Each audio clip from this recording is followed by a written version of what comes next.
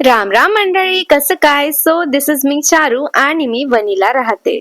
तर as usual माझ्या दिवसाची सुरुवात होते ही ड्रायव्हिंग क्लासला जाऊन, आणि ड्रायव्हिंग क्लासवरून परत आल्यावर मला एक खूप इम्पॉर्टंट असं काम असतं, ते म्हणजे डोमू आणि भुरूची ग्रूमिंग. मला त्यांचे नेल्स कट करायचे असते. खूप दिवस झाले की मी त्यांचे नेल्स कट केले नव्हते, त्यामुळे दोघांचे सुद्धा नेल्स कट करून घेतले. ग्रूमिंग करताना दोघेही खूप त्रास देतात, पण सगळ्यात जास्त त्रास देतो हा म्हणजे भुरू. आणि नंतर रोजचा नो चेंजिंग रुटीन, ते म्हणजे माझं ग्रीन टी. मन मारून रोज इच्छा नसताना सुद्धा मला हा ग्रीन टी प्यावा लागतो, बिकॉज ये बढ़ता पेट भी तो कम करना है भाई, वरना कैसे दिखूंगी, बॉडी स्लिम और पेट मोटा, इसलिए रोज ग्रीन टी पीनी पडती है. आजचा वेदर असतो क्लाउडी आणि आज काहीतरी स्पेशल करायचं असतं, ते म्हणजे म्याऊचे पिल्ले ते खाली उतरवायचे असते. म्हणून एका बॉक्स मध्ये छान चादर टाकते आणि त्यांना बसायला झोपायला छान अशी जागा बनवून एका साईडला ठेवते. असं वाटत होतं की म्याऊ तिच्या नवीन जागेमुळे खूप हॅपी होती तिच्या पिलांना घेऊन.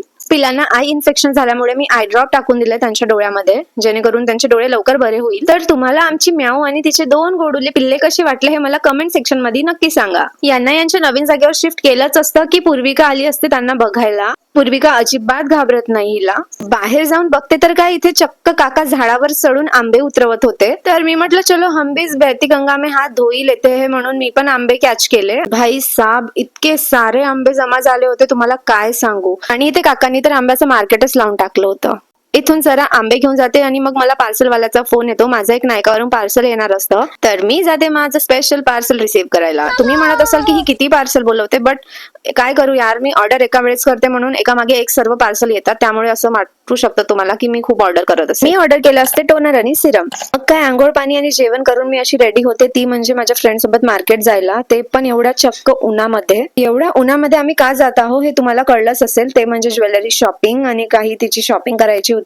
तिथेच मला एक हे लिप ग्लॉस दिसलं होतं, खूप क्यूट आणि एस्थेटिक वाटत होतं. एवढं क्यूट आणि एस्थेटिक लिप बाम मला घेऊन देणारं कोणीच नव्हतं, त्यामुळे मला हताश होऊन घरी येऊन वॉटरमेलन खाऊन हॅपी व्हावं लागलं. उन्हाळ्यामध्ये थंड थंड टरबूज नाही खाल्लं तर तुम्ही कायच खाल्लं आणि कायच एन्जॉय केलं तुम्ही समर्स. काय मस्त थंड थंड टरबूज खाऊन एक आफ्टरनून नॅप घेऊन घेतली आणि अशी ब्युटिफुल इव्हनिंग बघून, छान सनसेट बघून आजचा व्लॉग इथेच संपवते.